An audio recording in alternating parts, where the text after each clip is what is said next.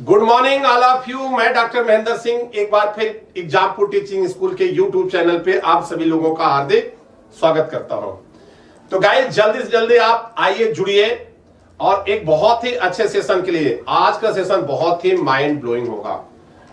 तो जैसे आप जानते हैं कि हम एग्जामपुर कलम से क्रांति हैं और निश्चित तौर पे क्रांति हो रही है दूर दराज की।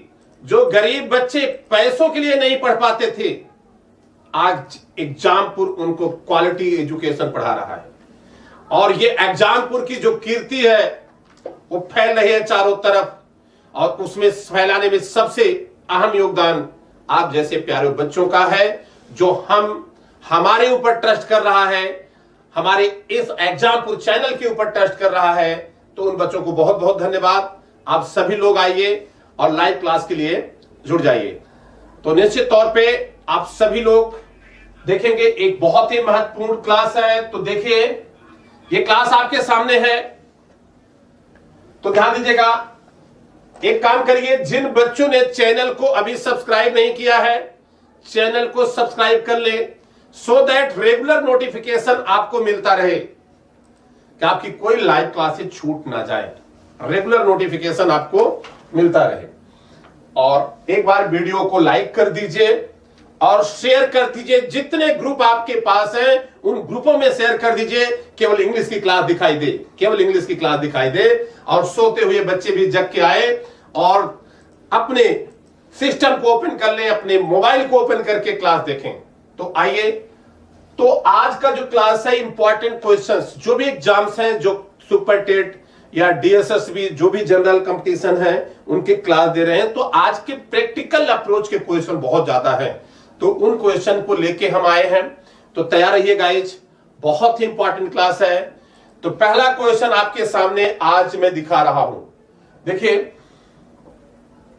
पहला क्वेश्चन ये है कि ध्यान दीजिएगा, ये प्रैक्टिस चल रहा है, साथ साथ हम कंसेप्ट बताते चलेंगे। विच part of speech the underline word on the whole that is true, on the whole that is true। देखिए डिटरमिनर है, प्रोनाउन है, कंजक्शन है, प्रेपोजिशन है। तो गाइज ये जो क्वेश्चन है ये बहुत ही इंपॉर्टेंट क्वेश्चन आप लोगों के लिए है। अब इसमें करने का मतलब मैंने आपसे देखिए कि प्रैक्टिकल ग्रामर, अगर हम कहते हैं प्रैक्टिकल ग्रामर के क्वेश्चंस होते हैं, प्रैक्टिकल ग्रामर, प्रैक्टिकल अगर हम ग्रामर की बात करते हैं तो क्या होता है, ये एक मतलब होता है कि जैसे हम कहते हैं पार्ट्स ऑफ स्पीच, हम बचपन से पढ़ते आए हैं, तो उस पार्ट्स ऑफ स्पीच पे देखते हैं, पार्ट्स ऑफ स्पीच पे क्वेश्चन पूछे जाते हैं। If talking about parts of speech के क्वेश्चन अगर पूछे जाते हैं, ध्यान दीजिएगा, तो इनमें जो पूछे जाते हैं, एक तो इनके यूजेज क्या है, इनके usages noun, pronoun, verb, adverb, adjective, you know, ये सारी चीजें होती हैं। इनके पहचान होते हैं, निश्चित तौर पे अच्छे पहचान होते हैं, कोई कहीं से किंतु परंतु नहीं है, ठीक है। अब अगर मैं आपसे बात करूं तो ये जो पार्ट्स ऑफ स्पीच होते हैं, यूजेज होते हैं, और दूसरे इनके आइडेंटिफिकेशन पूछते हैं। आइडेंटिटी, किसी की पहचान क्या होती है, आइडेंटिफिकेशन। ये 2-3-4 सालों से ट्रेंड इसका बहुत बढ़ता जा रहा है कि कहते हैं कि अगर आप स्कूल में टीचर बनने जा रहे हैं तो वर्ड क्या, यूजेज क्या है, पहले तो उनकी पहचान होनी चाहिए। आपकी पहचान इंपॉर्टेंट होती है बेटा। तो पहचान जो होती है वो आइडेंटिटी, और that is known as practical grammar. अब दैट यहां जो अंडरलाइन वर्ड किया गया, ये किस रूप में यूज होता है, एज ए डिटरमिनर के रूप में, एज ए प्रोनाउन के रूप में, एज ए कंजक्शन के रूप में, या एज ए प्रेपोजिशन के यूज रूप में, ये पहचान इसकी होती है। तो गाइज मैं आप लोगों से रिक्वेस्ट करूंगा, आंसर फास्ट। कुछ बच्चे बता रहे हो डिटरमिनर है, कुछ बता रहे हैं प्रोनाउन भी है, कुछ कंजक्शन भी बता रहे हैं, लेकिन प्रेपोजिशन होता नहीं, नोबडी गोज विद प्रेपोजिशन। तो देखिए इफ टॉकिंग अबाउट, तो दिस इज प्रोनाउन। क्या होता है प्रोनाउन, क्या होता है, ये प्रोनाउन है। This is not conjunction and this is not determiner. तो ये क्या है, प्रोनाउन है। अब हम इसे कैसे कहते हैं, how this is pronoun. What is the logic behind this? Actual we see there. आइए देखिए, एक चीज मैंने बताया था कि अगर कोई भी वर्ड, मैंने कहा ध्यान दीजिएगा, यहां दैट हो, यहां मैंने कहा दैट हो, विच हो, ध्यान दीजिएगा, दैट हो, विच हो, ठीक है, हु हो, अगर ये वर्ड्स कुछ भी आए, व्हाट हो, ये वर्ड आते हैं, इनके जस्ट बाद अगर वर्ब दिया है, क्या दिया है, वर्ब, ध्यान दीजिएगा, क्या दिया है, वर्ब, इनके जस्ट बाद अगर वर्ब दिया है तो ये हमेशा प्रोनाउन का काम करेंगे। किसका काम करेंगे? प्रोनाउन का। अगर इनके जस्ट बाद यहां कोई भी नाउन दिया है, ध्यान दीजिएगा, ये आपको पहचानना है, तो ये एडजेक्टिव का काम करने लगेंगे। क्या करने लगेंगे? एडजेक्टिव का। ध्यान दीजिएगा, ये चीजें आपको पहचानना है बहुत क्लियरली, यू नो, आपको मीनिंग मत निकालना। देखिए, और whole we are talking about the whole north belt, means जो हिंदी बेल्ट का बच्चा है वो एक बार हिंदी जरूर निकालता है। हिंदी निकाल के क्या करोगे? मेरे दादाजी शेर से लड़े थे, रिजल्ट क्या हुआ? शेर मार के खा लेगा। तो बच्चों से बताओगे कि मैंने भी, अपने आने वाली पीढ़ी से बताओगे कि मैंने भी क्या किया था बोर्ड के एग्जाम में, या कह सकते हैं कि इसमें टीजीटी, पीजीटी या सुपर टेट या इसके यूपी टेट, डीएसएसबी के एग्जाम में मैं भी अपीयर हुआ था। तो बताने से बेटा नहीं कि वही है, बच्चा पूछेगा तो पापा आप क्यों नहीं क्वालिफाई किए? बस बेटा 1 मार्क से रह गया। तो मेरे दादाजी शेर से लड़े थे, रिजल्ट क्या हुआ? शेर मार के खा ले गए। कहानी है बेटा, इससे कुछ नहीं है। आइए पहचानिए, बिल्कुल देखिए, मीनिंग से नहीं है। आप यहां देखेंगे, अब यहां दैट आया है, बिल्कुल देखिएगा, इफ दैट यहां आया है तो दैट के जस्ट बाद क्या है? वर्ब है ना, तो विदाउट हेजिटेशन क्या होगा? ये प्रोनाउन होगा। Guys got it? अच्छी तरह से समझ लीजिए, बिल्कुल अच्छी तरह से समझ लीजिए, और बिल्कुल बहुत अच्छा सा है। नेक्स्ट कॉन्सेप्ट हम देखते हैं, it is often held that as a participle. अब यहां भी आपको बताना है which part of speech is the underline word, which part of speech is the underline word. मजे लो, मजे लो बेटा, मजे लो, ठीक है। तो इसको बताना ये है क्या, और ये बहुत ही आसान सा क्वेश्चन है, बहुत आसान सा क्वेश्चन है। It is often held at that time, that as a ग्रह प्रिंसिपल, प्रोनाउन है, ये एडवर्ब है, एडजेक्टिव है, प्रपोजिशन है। काफी बच्चे सही आंसर दे रहे हैं, निश्चित तौर पे दे रहे हैं। यहां आंसर क्या होगा? एडवर्ब होगा। एक चीज बता दूं, किसी भी सेंटेंस में हमने आपको बताया था पहले ब्रह्मास्त्र है, व्हेन है, हाउ है, वेयर है और वाई है। इनको लगा के क्वेश्चन करेंगे, जो भी आंसर मिलेगा वो एडवर्ब से रिलेटेड मिलेगा। किससे मिलेगा? When it is held, often, often मतलब होता है प्रायः। क्या होता है? प्रायः। तो ये क्या होगा? एडवर्ब होगा। तो यहां से एडवर्ब होगा। मैंने एक चीज बताया था, ब्रह्मास्त्र बताया था, किसी भी सेंटेंस में व्हेन, हाउ, वेयर और वाई लगा के क्वेश्चन करेंगे, जो भी कुछ आंसर मिल जाए बेटा वो एडवर्ब से रिलेटेड होगा। When it is held, often, तो निश्चित तौर पे क्या हो जाएगा? ये एडवर्ब होगा। और ऑफन है, ये भी सब जानते होंगे, ऑलवेज है, समटाइम्स है, क्या है? समटाइम्स है, ऑलरेडी है। ये वर्ड हमेशा क्या होते हैं? एडवर्ब होते हैं। तो चलते हैं, we move the next question. What is the next question? See this question में यहां आपको गैप फिलिंग है। गैप फिलिंग में बताना है is opposite in the meaning to the word superior. कौन सा ऐसा वर्ड है जो सुप्रियर वर्ड का क्या है? अपोजिट है। अपोजिट का मतलब होता है विलोम है, एंटोनिम्स है। क्या है? एंटोनिम्स है। हायर है, प्रायर है, लोअर है, इंफीरियर है। तो superior you all guys know, और बहुत बार ये क्वेश्चन एग्जाम में पूछे गए हैं। क्वेश्चन कोई मंगल ग्रह से नहीं आता बेटा, क्वेश्चन यहां के ही लोग सेट करते हैं, और सेट इस हिसाब से करते हैं कि लोग थोड़ा सा उसमें करें। और जो बच्चे दिमाग लगाते हैं sure will get the answer, और जो दिल लगाते हैं, दिल कभी कभी गलत हो जाता है। ठीक है, सेटिस्फैक्शन दे सकता है लेकिन रिजल्ट दिल नहीं दे सकता है। तो इसलिए दिमाग लगाओ। कहते नहीं है कि भैया आप जान लीजिए, मान लीजिए 10 लोगों का आपका ग्रुप है, उसमें एक दूसरे को सब जानते हो, आपका फ्रेंड 11वां पर्सन बन जाता है, 11th पर्सन बन जाता है, तो आप कहोगे कि भैया इससे थोड़ा सावधान है, ये दिमाग बहुत लगाता है। अब जो दिमाग लगाता है उससे दिमाग से ही आंसर दे सकते हैं ना, उसका तो दिल से देंगे नहीं। और दिल इतने ज्यादा सेक्टर में लोग लगा दे रहे हैं, कितना बर्डन है, कच्ची उम्र में भी दिल का दौरा पड़ जा रहा है बेटा। उसका मतलब जानते क्या, बहुत ओवर बर्डन है। लोग प्यार करते हैं तो दिल से ही करते हैं, हाँ, पढ़ते भी हैं दिल से नहीं, दिल से पढ़ाई, दिमाग से पढ़ाई करो, स्मार्ट वे से करो, श्योर आपका जो मोटिव होगा यू विल गेट। आइए, तो यहां देखिए, opposite in meaning to the word superior.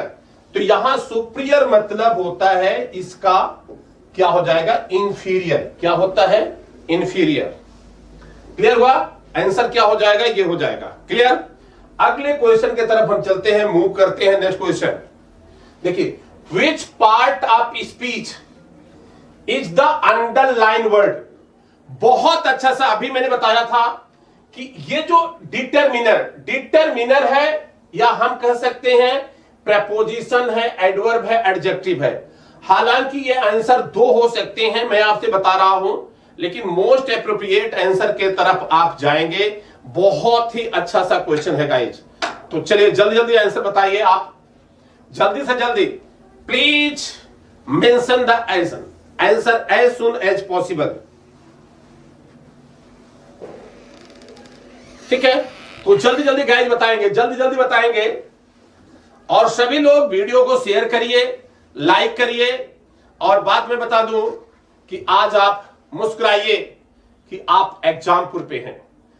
मैं आपसे बता रहा हूं, इतने अनुभवी टीचर, इतनी बढ़िया यूनिट आपको किसी अदर चैनल पे दिखाई नहीं देगी।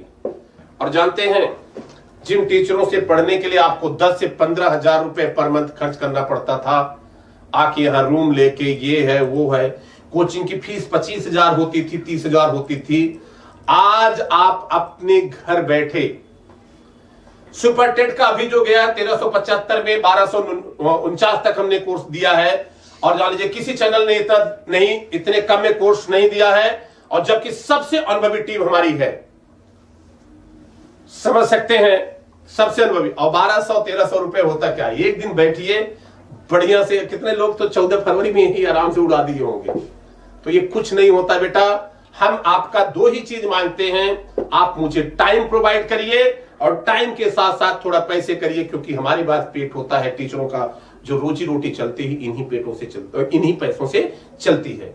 तो आप जो हमने आपसे टाइम मांगते हैं, टाइम के साथ साथ थोड़ा सा पैसे भी मांगते हैं, और ये देते हैं। जब एक बार आप टीचर बन जाएंगे तो 50, 65, 75 हजार रुपए तक आपको पर मंथ मिलेगा। तो दैट इज इन्वेस्टमेंट। तो गाइस जाइए, तो यहां क्या होगा, एक चीज मैंने आपसे बताया था कि अगर हम कहते हैं दिस इज माई बुक, देखिए बहुत अच्छा सा, यहां अगर दिस के नीचे अंडरलाइन किया गया है, तो ये देखिए बेटा, ये जो होगा ना, ये है, ये प्रोनाउन है। ये क्या है, प्रोनाउन है।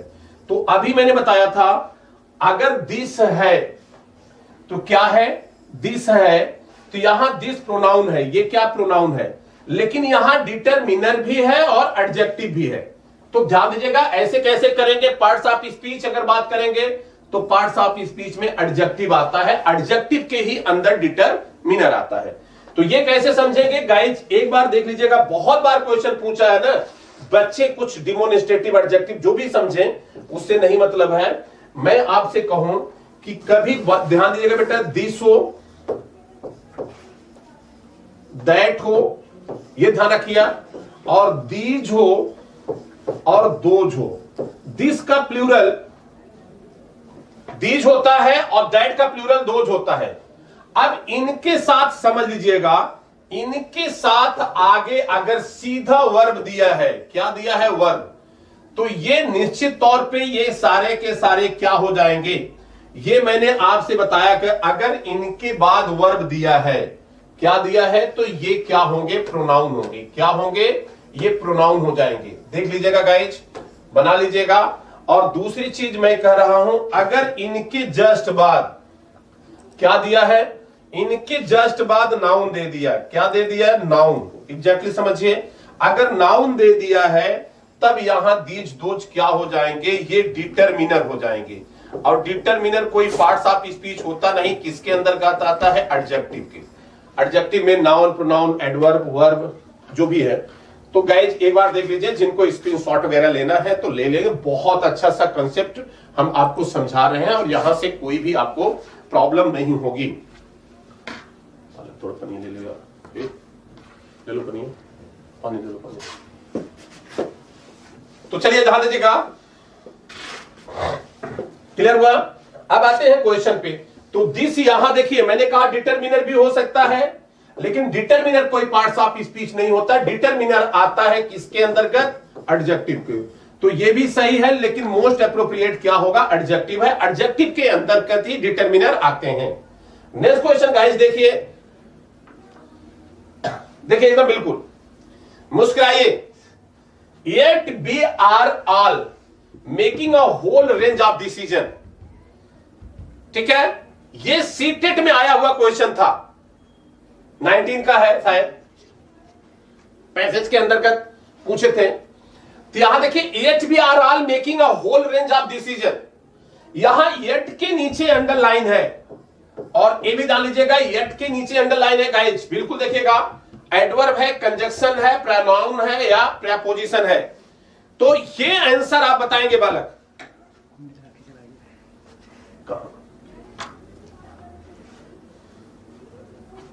चलिए चलिए बताइए, बिल्कुल बिल्कुल आप बढ़िया से बताएंगे और कहीं से भी कोई दिक्कत नहीं आएगी।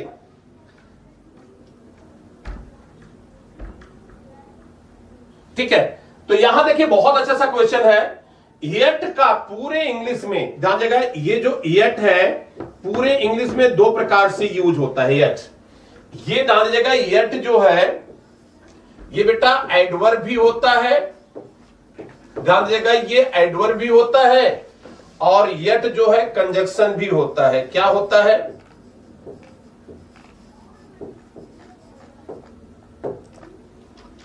येट एडवर्ब भी होता है, येट कंजक्शन भी होता है। ध्यान दीजिएगा, येट क्या होता है, एडवर्ब भी होता है, येट कंजक्शन भी होता है। बैठ जाओ,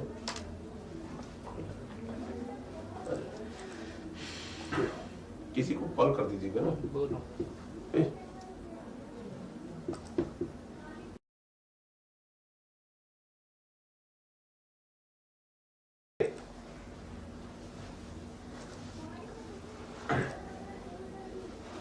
देखिए, एडवर्ब कंजक्शन है, प्रोनाउन है, प्रीपोजिशन है। येट दो चीजें होता है पूरे इंग्लिश में। येट जो है ये प्रोनाउन के रूप में, सॉरी कंजक्शन के रूप में भी यूज होता है और एडवर्ब के रूप में यूज होता है। एडवर्ब तब होगा जब, देखिए दो चीजें हैं, अगर हिंदी मीनिंग इसकी फिर भी निकल रही है, क्या निकल रही है, फिर भी, और ये कंट्रास्ट शो कर रहा है। क्या शो कर रहा है, कंट्रास्ट, डिफरेंसेस ला रहा है, तो ये कंजक्शन होगा। और अगर इसका मतलब होगा टिल नाउ, अभी तक, अगर ये टाइम बता रहा है, क्या बेटा, अभी तक, तो ध्यान दीजिएगा, टाइम अगर बताएगा, कंट्रास्ट शो करेगा तो ये कंजक्शन है, टाइम बताएगा तो ये एडवर्ब है। बी आर आल, फिर भी, यहां भी are all making a whole range of decision, फिर भी, तो यहां ये कंजक्शन के रूप में है। आप लोग सही आंसर बता रहे हो, लेकिन अगला क्वेश्चन देखोगे तो थोड़ा सा वही, मतलब कहते हैं कि रंग रूप वही है, फिर भी, ठीक है। तो यहां समझिए कि चीजों को बिल्कुल क्लियर हो जाएगा। नेक्स्ट क्वेश्चन देखिए, my brother asked me to treat him respectfully, my brother asked me to treat him respectfully. तो ये जो अंडरलाइन पार्ट्स ऑफ सेंटेंस है, ये जो अंडरलाइन पार्ट्स ऑफ सेंटेंस है, ये क्या है, ये नाउन क्लॉज है, नाउन एडजेक्टिव फ्रेज है, एडवर्ब फ्रेज है, नाउन फ्रेज है। तो आप लोग जल्दी से जल्दी आंसर बताते जाएं, सो दैट आंसर बताते जाएं, सो दैट हम बढ़िया से, ठीक है, बताते जाइए, बिल्कुल बताते जाएं।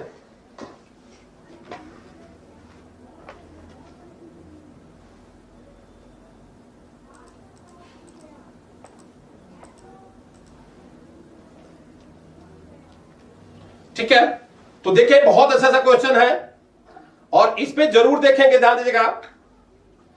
तो ये क्या है, अब फ्रेज और क्लाज में what is the difference between phrase and clause? Clause में सब्जेक्ट और वर्ब होते हैं और फ्रेज में सब्जेक्ट वर्ब नहीं होते हैं। ग्रुप ऑफ वर्ड्स होते हैं which provide sense but not complete sense without having subject and predicate part and that is known as phrase होता है। तो गाइस देखिए बहुत क्लियरली मैंने एक ही चीज का आइडेंटिफिकेशन पढ़ाया था, इसी यूट्यूब पे भी पढ़ाया था, एप्लीकेशन पे तो विस्तार से हम लोग पढ़ाते हैं, यहां भी पढ़ाया था और बहुत क्लियरली पढ़ाया था। तो गाइस देखते जाएंगे, कहीं से भी कोई दिक्कत नहीं आएगी, ठीक है। तो बिल्कुल देखेंगे, my brother asked me to treat him respectfully.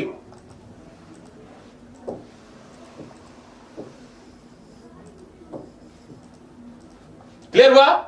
तो बहुत अच्छा से देखेंगे, my brother asked me to treat him respectfully. Noun clause है, एडजेक्टिव फ्रेज है, एडवर्ब फ्रेज है, नाउन फ्रेज है। तो एक चीज देखिएगा, मैंने किसी भी सेंटेंस में बताया था कि आप यहां देखिए टू ट्रीट हिम रेस्पेक्टफुली, यहां ना तो सब्जेक्ट है और ना तो इसमें वर्ब है, तो ये ग्रुप ऑफ वर्ड्स है, इसका मतलब ये फ्रेज है। तो फ्रेज है, ये उड़ जाएगा, क्लॉज तो नाउन क्लॉज होगा नहीं। अब इन तीनों में से आपको बताना है। एक चीज मैंने बताया था, व्हेन है, हाउ है, वाई है और वेयर लगा के जिस भी सेंटेंस में क्वेश्चन करेंगे, जो भी कुछ आंसर मिलेगा वो एडवर्ब से रिलेटेड रहेगा। तो जरा भाई एक बार आप चेक कर लीजिएगा, मीनिंग मत निकालेंगे, मीनिंग से कंफ्यूज हो जाएंगे। व्हाट माय ब्रदर आस्क्ड मी, ठीक है, ठीक है, व्हाट माय ब्रदर आस्क्ड मी, तो ये हो जाएगा। अब अगर टू ट्रीट हिम रेस्पेक्टफुली, अब एक चीज देखिएगा ये है, और एक चीज मैंने ये बताया था आप ही लोगों को, ध्यान दीजिएगा, व्हाट और whom का रिप्लाई अगर ये लगा के क्वेश्चन करेंगे, अगर व्हाट का रिप्लाई मिल रहा तो ये नाउन से रिलेटेड होगा। किससे होगा? नाउन से रिलेटेड होगा। तो what my, when my brother asked, how my brother, ये चारों नहीं मिल रहे हैं, तो इसका मतलब इनका रिप्लाई तो मिल ही नहीं रहा है। अब व्हाट माय ब्रदर आस्क्ड मी, तो व्हाट का रिप्लाई मिल रहा है, तो विदाउट हेजिटेशन ये क्या होगा, और नाउन से रिलेटेड बिल्कुल नाउन फ्रेज हो जाएगा क्लियरली। बहुत कुछ, कोई बच्चा रेस्पेक्टफुली देख के कहे नहीं एडवर्ब है, तो देख के मत करिएगा बेटा, ध्यान दीजिएगा, हम आपको बार बार बताते हैं, देख के मत करिएगा, आप समझिए। और व्हाट काइंड ऑफ या किसी नाउन प्रोनाउन को मॉडिफाई करे तो वो एडजेक्टिव चीजें होती हैं। तो व्हाट और whom का रिप्लाई नाउन होता है, when, how और where, why का रिप्लाई हमेशा क्या होता है? एडवर्ब होता है। तो ये क्या होगा? what का रिप्लाई है, so that this is noun phrase। Question देखेंगे, बहुत पढ़ाया हूं ये सब। आगे देखिए, हाँ अब यहां देखिए, ध्यान दीजिएगा, विच part of the speech in the underline word, ये जो यट है ये कौन सा है? अभी मैंने बताया था यट का दो चीजें होती है, ये बेटा एडवर्ब भी होता है और ये कंजक्शन भी होता है। क्या होता है? कंजक्शन भी होता है। तो ध्यान दीजिएगा, अगर मैंने बताया था इसका मतलब होगा अभी तक, क्या होगा? अभी तक। ये टाइम बताएगा तो ये एडवर्ब होगा, और फिर भी बताएगा तो ये क्या हो जाएगा? कंजक्शन होगा। तो यहां क्या हो जाएगा? ये एडवर्ब होगा गाइस। यहां देखिए, yet Ram hasn't reach there, Ram वहां अभी तक पहुंचा नहीं है, अभी तक नहीं पहुंचा है, तो इसका मतलब येट एडवर्ब है। तो गाइस ये जो येट है रंग रूप से वही है, लेकिन दो दो पार्ट्स ऑफ स्पीच में इसका यूज होता है। क्या होता है? इसका दो दो यूज होता है। ठीक है, तो जल्दी जल्दी गाइस बताते चले। किसी को ला लो, देखो दिलीप को बोलो, आकाश को फोन करो, आबिद को फोन करो, आबिद उनको मैं 10 बुला रहा है।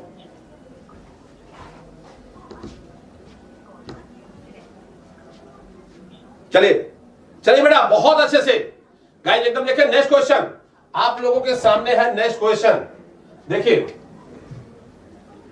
अगला क्वेश्चन देखिए, this is the house where I was live. अगर हम कहते हैं आई वाज बॉर्न, ये वही घर है जहां मैं पैदा हुआ था, ये जो बताना है। ठीक है, अब ये अंडरलाइन जो पार्ट ऑफ स्पीच है, पहले तो ये डिसाइड करो ये फ्रेज है या क्लाज है। फ्रेज होगा तो सब्जेक्ट प्लस वर्ब नहीं होगा इसमें, इस पार्ट ऑफ सेंटेंस में। अगर ये क्लॉज होगा तो क्लॉज में सब्जेक्ट होगा और वर्ब होगा, ध्यान दीजिएगा। अब यहां देखिए, अगर मैंने आपसे कहा दिस इज द हाउस, ये बेटा हाउस है, बहुत प्यार से देखिएगा, ठीक है, ध्यान दीजिएगा। अब वेयर आई वॉज बॉर्न, ये बहुत अच्छा सा क्वेश्चन है गाइस, ठीक है। अब यहां देखेंगे वेयर आई वॉज बॉर्न, ठीक है। अब यहां आई क्या हो गया, सब्जेक्ट हो गया, और वाज क्या हो गया, वर्ब हो गया, इसका मतलब एक क्लॉज है, तो फ्रेज वाला अपने आप निकाल दो। अब एक चीज देखिएगा, अगर कोई नाउन दिया है, क्या दिया बेटा, नाउन दिया है या कोई प्रोनाउन दिया है, बहुत बढ़िया से नोट कर लीजिए। और इसके बाद, ठीक है, कोई एनपी दिया है, noun pronoun, not national permit. कभी कभी बच्चे कहते हैं कि एनपी क्या होता है, भैया नेशनल परमिट नहीं है, दिस इज नाउन प्रोनाउन अगर we are talking about the English. नहीं देखिए, एकदम बिल्कुल बढ़िया से देखिए, तो यहां मैं यही कह रहा हूं, यहां देखेंगे, ठीक है। तो यहां अगर इनपी के बाद यहां कभी दैट आ जाता है या कोई WH family, when, how, where, इनसे कोई पार्ट ऑफ सेंटेंस शुरू होता है और इसी के बारे में बताता है, तो ये क्या होते हैं बेटा, एडजेक्टिव क्लॉज होते हैं, एडजेक्टिव। अब इसी हाउस के बारे में कौन बता रहा, वेयर आई वॉज बॉर्न, किसकी विशेषता बताई जा रही है, हाउस के बारे में, तो ये क्या हो जाएगा, एडजेक्टिव क्लॉज हो जाएगा। आंसर फर्स्ट हो जाएगा, क्या हो जाएगा, this should be the adjective clause, क्या हो जाएगा, एडजेक्टिव क्लॉज हो जाएगा। तो आगे क्वेश्चन हम देखेंगे बेटा, बहुत अच्छा सा क्वेश्चन है और इसको समझते भी जाएंगे, कहीं से भी कोई दिक्कत नहीं है। None but Mohan was there, तो ये बड़ा अच्छा सा क्वेश्चन है बेटा, बहुत ही अच्छा सा क्वेश्चन है। None but Mohan was there. अब जरा बताओ बट की पहचान क्या है, यहां बट किस रूप में आया है, एडजेक्टिव है, एडवर्ब है, ठीक है, किस रूप में आया है, ध्यान दीजिएगा। बट क्या है, प्रेपोजिशन है, कंजक्शन है, एडवर्ब है या एडजेक्टिव है।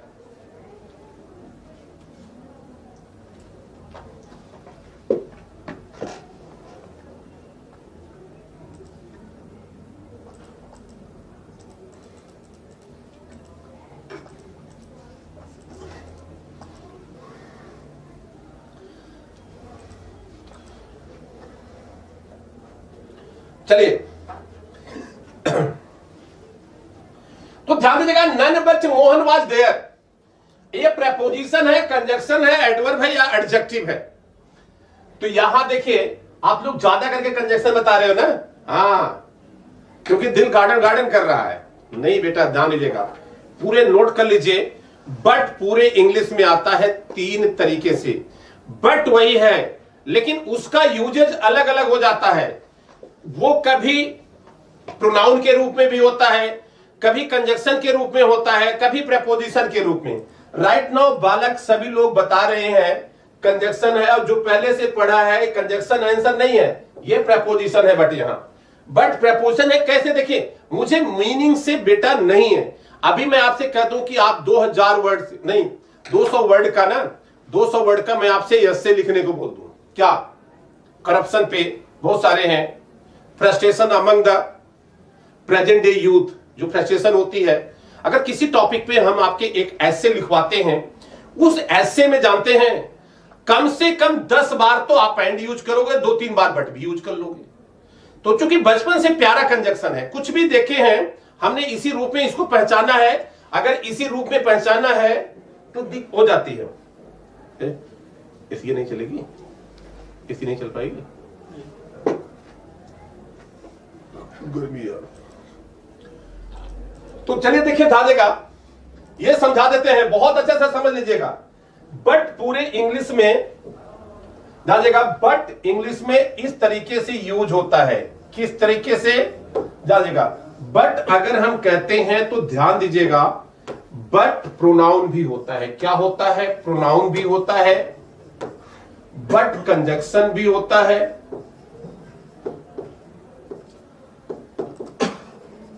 कंजक्शन भी होता है, और बट क्या होता है, प्रेपोजिशन भी होता है।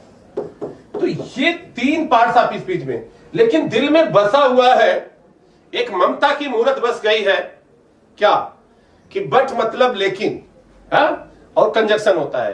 तो गाइस आज मैं बता रहा हूं, पहले भी एक आध दो बार बताया हूं, कंसेप्ट बिल्कुल क्लियर करके एक एक जगह पढ़ाता हूं कि पूरे इंग्लिश में जो बट होता है 3 प्रकार से यूज होते हैं।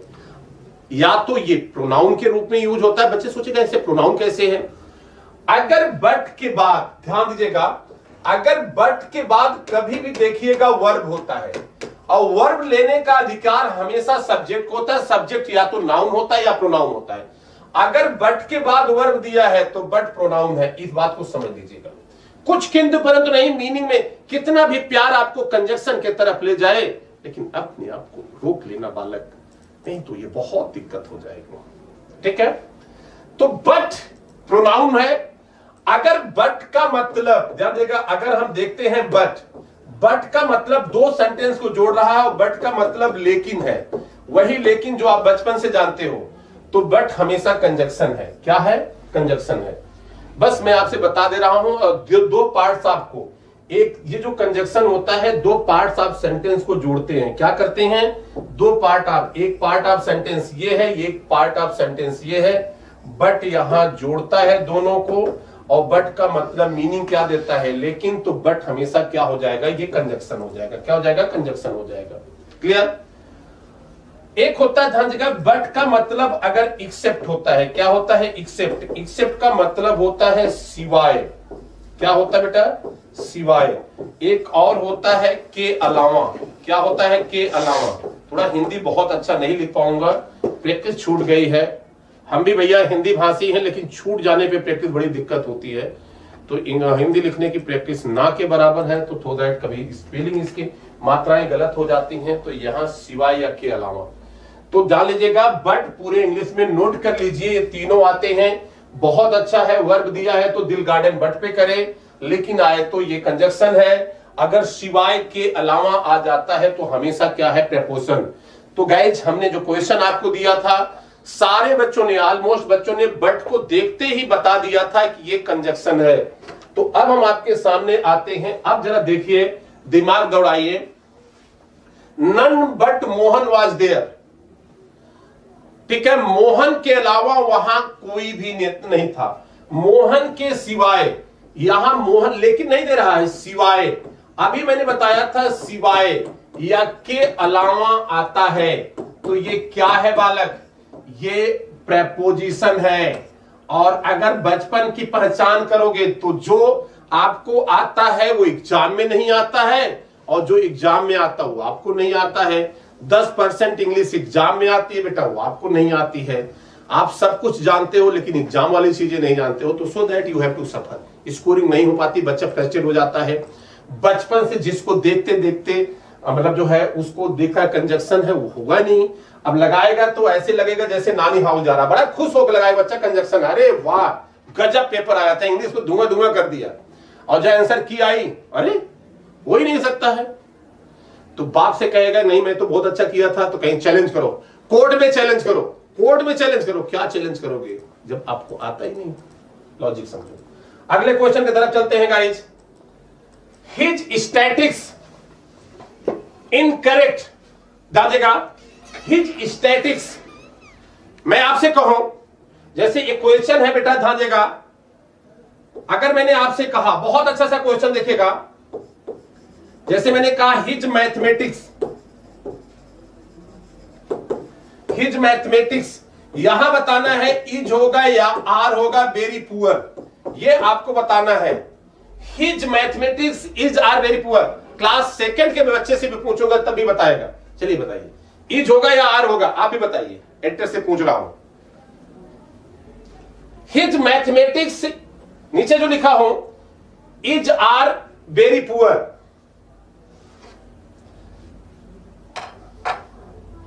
देखिए हिज मैथमेटिक्स इज, यहां देखिए बेटा आर होगा, पहले समझिएगा, और यहां भी आर ही होगा, क्योंकि एट दिस टाइम जाएगा इनकरेक्ट एट दिस टाइम, ये प्रेजेंट को शो कर रहा, तो आज या वर नहीं आएगा, यहां आंसर आर होगा। दिखेगा इज लेकिन होगा आर। पहले उसका बता देता हूं एक एक चीजों को समझा देता हूं बहुत अच्छे तरीके। मैं भैया मीनिंग से नहीं पढ़ाता हूं, ध्यान दीजिएगा। मैथमेटिक्स का दो मतलब होता है, एक तो कैलकुलेशंस होता है और दूसरा गणित विषय होता है। बच्चे मैथमेटिक्स देख के ही गणित में चले जाते हैं, गणित नहीं है यहाँ, गणित यहां जो है कैलकुलेशंस की बात हो रही है, नॉट गणित विषय की बात हो रही है। अब ये बच्चे कहते हैं कि ये कैसे, बच्चों का कमेंट भी आएगा, आ ही रहा है कि ये कैसे हो पाएगा। बिल्कुल हो पाएगा, जैसे मैं बता रहा हूं ऐसे समझ लो, आपके पास है, बिल्कुल देख लेंगे, कोई दिक्कत नहीं है। आइए मैं समझा देता हूं। देखिए एक चीज देखिएगा, कोई भी नेम आप ध्यान देगा, कोई भी नेम आप सब्जेक्ट दिया गया हो, कोई भी नेम ऑफ सब्जेक्ट्स, अगर उसमें सब्जेक्ट्स दिया गया है, क्या दिया गया है, सब्जेक्ट्स, कोई नेम ऑफ सब्जेक्ट्स दिया गया है जिसमें क्या जुड़ा हो बेटा, इक्स, क्या जुड़ा हो, इक्स, इश्क नहीं इक्स, इसको हिंदी में करेंगे इक्स, ये इश्क नहीं, दोनों में बहुत अंतर बेटा। अगर किसी कमबख्त को किताबों से मोहब्बत हो जाए, क्या हो जाए, किसी कमबख्त को किताबों से मोहब्बत हो जाए तो ये बहुत आसान हो जाता है। क्या हो जाता है बेटा, आसान हो जाता है कि आपकी लाइफ बन जाए, लेकिन कमबख्त होता नहीं। घर वाले कहते हैं कि मतलब जो है बच्चा बोला कि अगर पढ़ाई भी प्यार की तरह होता तो अपने आप ही हो जाता। हाँ, तो ऐसा बेटा देखिए, इक्स और इश्क ध्यान रखिएगा, दोनों में बहुत अंतर है। तो गाइज ये समझिएगा, हम इसकी बात करते हैं, इक्स आए, क्या आता है बेटा, इक्स। अगर ये लगा हो, ध्यान दीजिएगा, ये लगा हो इक्स, ठीक है, अगर इक्स लगा हो, ठीक है, ये देखेंगे अगर इक्स लगा हो तो इसमें क्या समझेंगे, नेम ऑफ सब्जेक्ट्स। तो इसमें देखिएगा अगर यहां सब्जेक्ट वर्ड भी दिया है, इस चीज को ध्यान रखिएगा, अगर यहां सब्जेक्ट वर्ड भी दिया है, बहुत बार बताया हूं, अगर यह सब्जेक्ट वर्ड दिया है और यह सब्जेक्ट वर्ड नहीं दिया है, इस चीज को ध्यान रखिएगा, सब्जेक्ट वर्ड नहीं दिया है, ये देखना है आपकी निगाहें, सेंटेंस में ये देखना है कहीं सब्जेक्ट दिया है, अगर सब्जेक्ट दिया है तभी वो विषय होता है, अदरवाइज वो विषय नहीं होता है। अगर सब्जेक्ट वर्ड दिया है तो हमेशा सिंगुलर वर्ब लगेगा, क्या लगेगा, सिंगुलर वर्ब। अगर सब्जेक्ट वर्ड नहीं दिया है तो हमेशा क्या लगेगा, प्लूरल वर्ब लगेगा।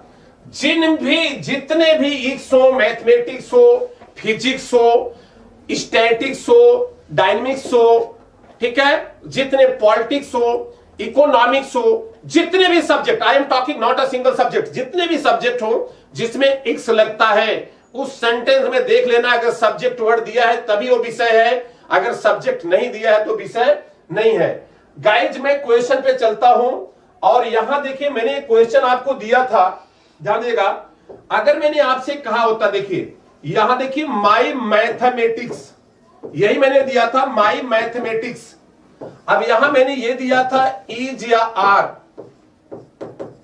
वेरी पुअर, क्या बेटा, वेरी पुअर।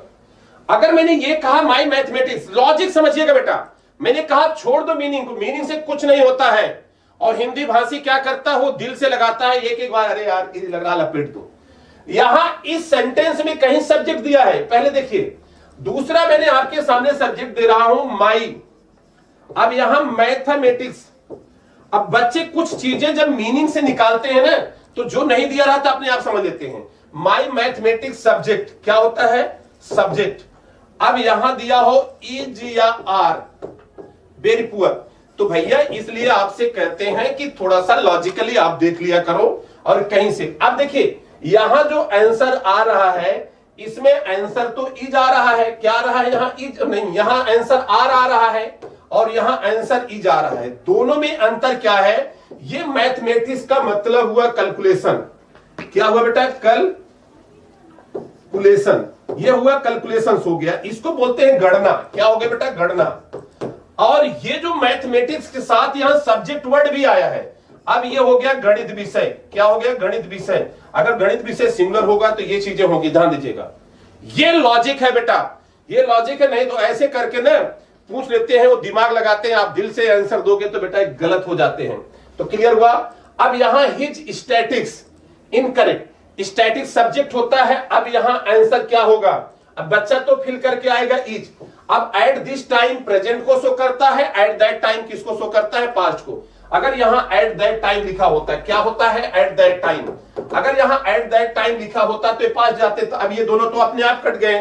अब इज दिल से अच्छा लग रहा है तो जो दिखता है आंसर होता नहीं, आंसर आर होगा। उसके पीछे भी लॉजिक मैंने बता दिया। क्लियर? एक बार हां या ना कह के करो, कमेंट करो और शेयर कर दो, बढ़िया से लाइक कर दो। सोते मत रहो, सोते मत रहो गाइज, ठीक है? बढ़िया से आप देखो भाई मेरी फिर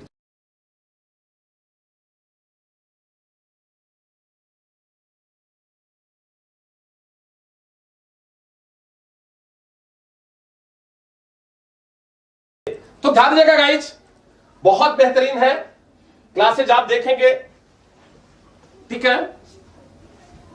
बहुत अच्छा। चुप रहा तो फर्जी बात न करा करना। ध्यान दीजिएगा, this is your pen and this is underline. You have to tell what is the parts of speech is the underline word. Adjective है, प्रोनाउन है, नाउन है या एडवर्ब है। तो जल्दी से जल्दी बताइए, जल्दी से जल्दी आप लोग बताएं guys, what should be the answer here, what should be the answer here, जल्दी से जल्दी, ठीक है? जल्दी से जल्दी बताएंगे क्या होगा।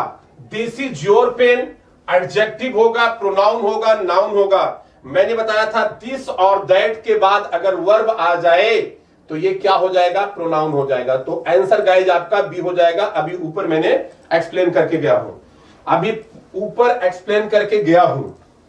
क्लियर? चलिए अगला क्वेश्चन देखिए, बहुत ही अच्छा सा, बहुत ही प्यारा सा क्वेश्चन है, बहुत ही प्यारा सा क्वेश्चन है। और देखिए इंजॉय करिए। नथिंग इज इम्पॉसिबल, ठीक है?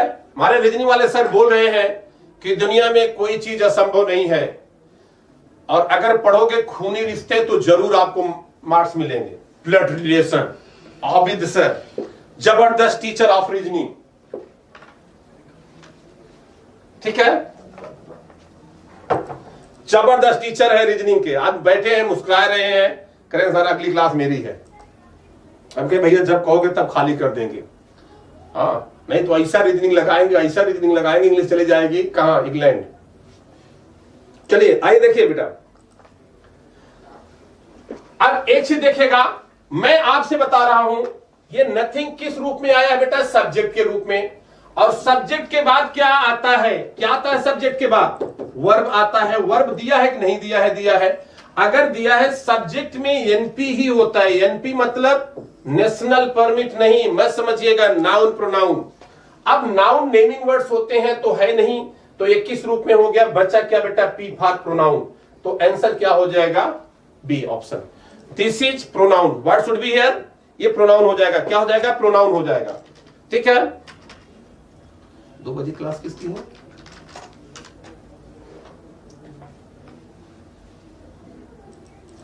तो चलिए,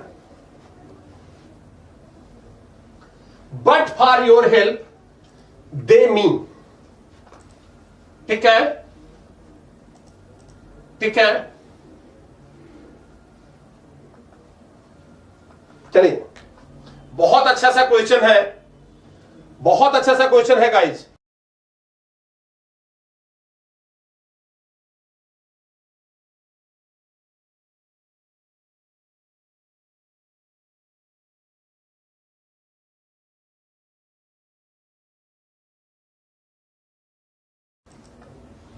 देखिए बेटा, ये देखिए, बट फॉर कंडीशनल वर्ड है, but for this is a conditional word.